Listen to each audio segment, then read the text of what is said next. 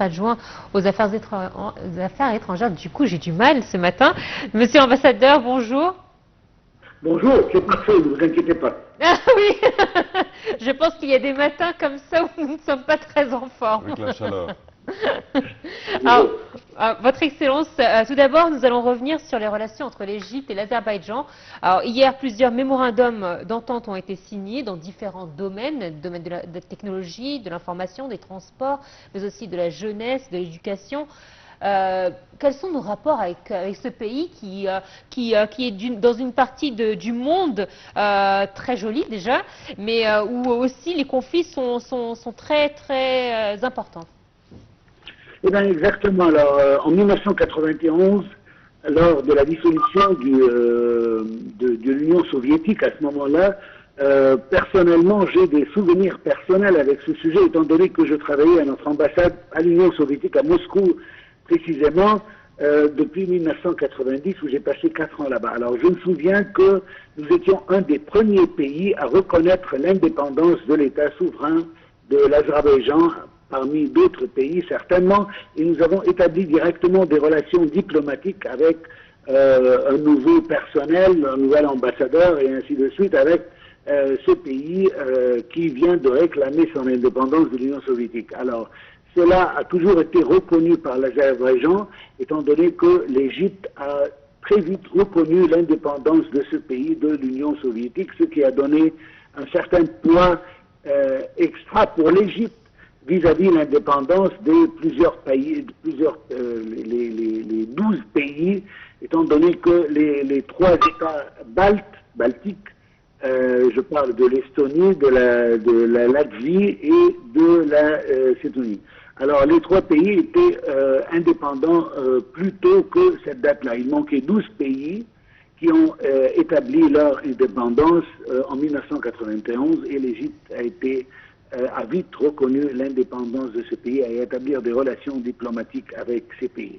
C'est pour ça qu'aujourd'hui, nous avons reçu son Excellence Aliyev pour, premièrement, payer ses respects au président égyptien et en même temps l'inviter personnellement à la COP 29 qui va se prendre place à Azerbaïdjan en novembre de cette année. N'oublions pas que l'Égypte a fait des efforts parfaits lors de la COP 27 qui a été ici en Égypte et que depuis ce moment-là, l'Égypte est toujours invitée dans ces événements qui sont très importants pour l'environnement international. Oui. Votre Excellence, bonjour. Bonjour à vous. Alors, quand on parle également des accords entre l'Égypte et l'Azerbaïdjan, on parle d'une signature de plusieurs mémorandums d'entente et protocoles de coopération au cours de cette visite. Quand on parle également accroître le taux d'échanges commerciaux et également d'investissement de part et d'autre. Comment voyez-vous cela avec certainement les crises actuelles de point de vue économique dans la région et le monde entier? Bon, alors, depuis le prenant de pouvoir du président El-Sisi, et on commence à donner beaucoup plus d'importance à des régions qui étaient pendant des périodes antérieures, qui n'avaient pas le même poids en ce qui concerne la coopération internationale et même économique, je veux dire, et même politique. Ouais. Alors, de là, on a vu plusieurs recours aux pays africains et des relations plus étroites avec les pays africains et aussi avec l'Asie centrale, dont l'Azerbaïdjan est un des plus grands pays de cette partie du monde. Alors, les relations économiques avec ces pays sont en train de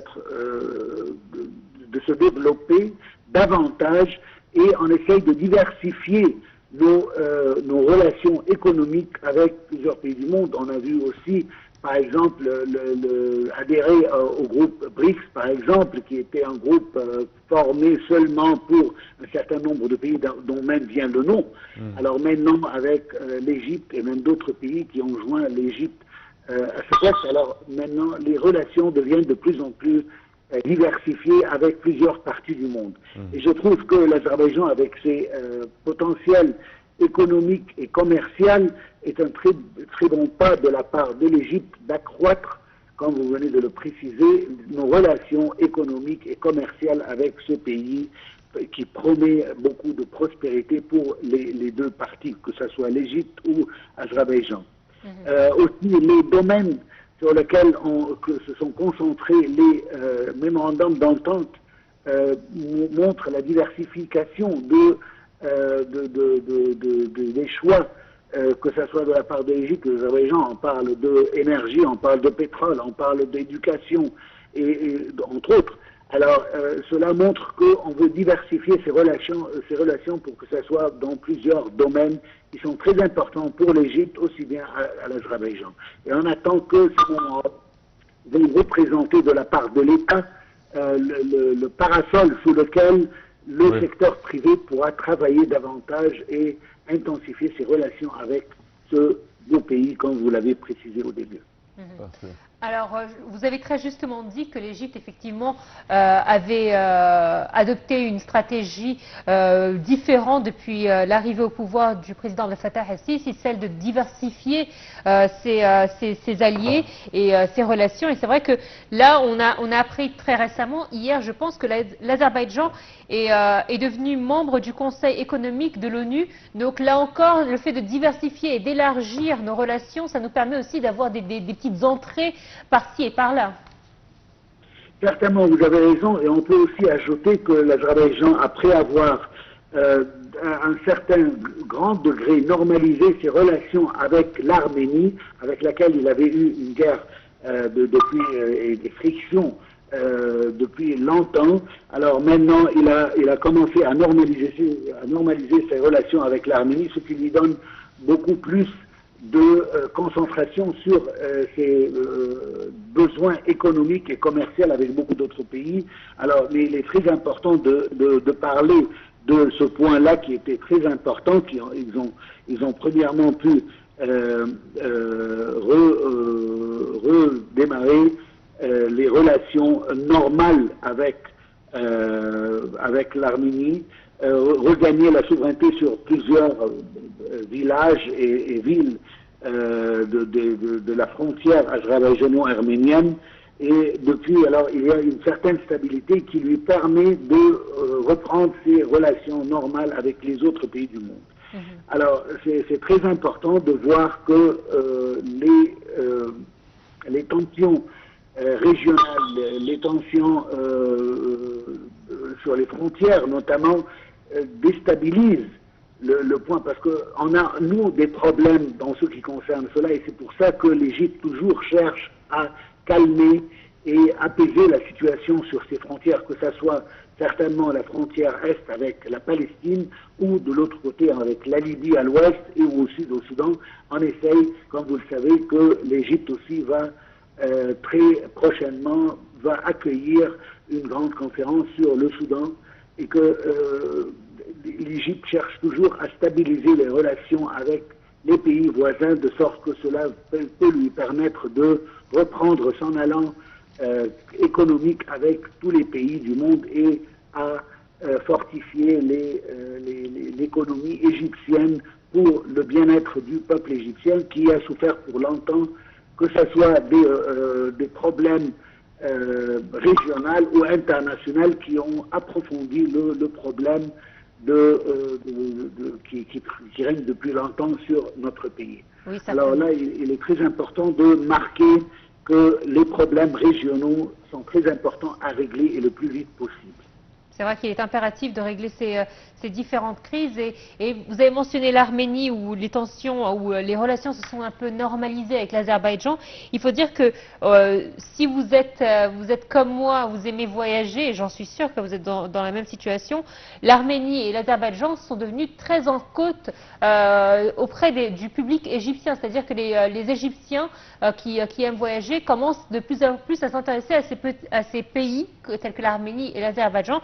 Et les offres sont de plus en plus nombreuses. Et c'est vrai que le fait de pouvoir solidifier ces relations avec l'Azerbaïdjan est aussi un atout pour nous, touristes égyptiens. Exactement, vous avez totalement raison. Il y a maintenant de nouvelles destinations touristiques pour les Égyptiens, en tout cas ceux qui peuvent voyager, alors que dont l'Arménie et l'Azerbaïdjan représentent une attraction exceptionnelle pour le public égyptien. Mais cela dit aussi, c'est très important de préciser aussi que la majorité, sinon tous, les points de vue égyptiens sont partagés par l'Azerbaïdjan. On a vu que le président Aliyev a bien précisé que l'Azerbaïdjan vraiment soutient les efforts égyptiens pour établir la paix dans la scène palestinienne, notamment la création d'un État palestinien côte à côte de l'État israélien et surtout avec Jérusalem-Est comme capitale sur le territoire du 4 juin 1967. Alors, cela veut dire que l'Azerbaïdjan aussi adopte le même point de vue d'Égypte, ce qui rend ce pays-là une attraction bien désirée par les Égyptiens, étant donné qu'on partage le point de vue aussi politique. N'oublions pas que cela est très important pour les Égyptiens et pour les touristes qui veulent voyager, d'être dans un pays qui n'est pas hostile, et certainement c'est le cas avec l'Azerbaïdjan qui toujours a respecté les droits arabes et les droits palestiniens. Et du coup, c'était très important de voir comment le point de vue du président Aliyev et du gouvernement azerbaïdjanais reflète un point de vue exact avec le gouvernement et la présidence égyptienne. Votre Excellence, ambassadeur Medhat Emili, ça a été un plaisir de vous avoir ce matin dans notre programme Bonjour l'Égypte. Je vous souhaite une très bonne journée et une bonne suite de programmes sur la TV internationale. Je rappelle que vous êtes ancien ministre adjoint aux Affaires étrangères. Tout de suite, nous continuons sur le thème de l'Azerbaïdjan également. Oui, et on parle également des relations bien fondées entre l'Égypte et l'Azerbaïdjan. Alors, les relations entre l'Azerbaïdjan et l'Égypte ont une histoire ancienne. Ces relations ont atteint un nouveau niveau après la visite du président égyptien Abdel Fattah el-Sisi à Bakou en janvier 2023. Pour plus de détails, voici un commentaire. Il existe des bases solides unissant l'Égypte et l'Azerbaïdjan dans divers domaines politiques, culturels, scientifiques et économiques. L'Égypte a été l'un des premiers pays à reconnaître l'indépendance de l'Azerbaïdjan en 1991. Les bases solides et stables des relations bilatérales ont été posées par la visite du dirigeant national azerbaïdjanais Haïdar Aliyev en Égypte en 1994. Une autre étape importante dans le développement de la coopération entre les deux pays, c'est la visite du président Ilham Aliyev en Égypte en 2007. Au cours de cette visite, il a été noté avec satisfaction la coopération entre l'Égypte et l'Azerbaïdjan, tant au niveau officiel que dans les domaines d'intérêt mutuel pour les deux peuples. La nécessité d'approfondir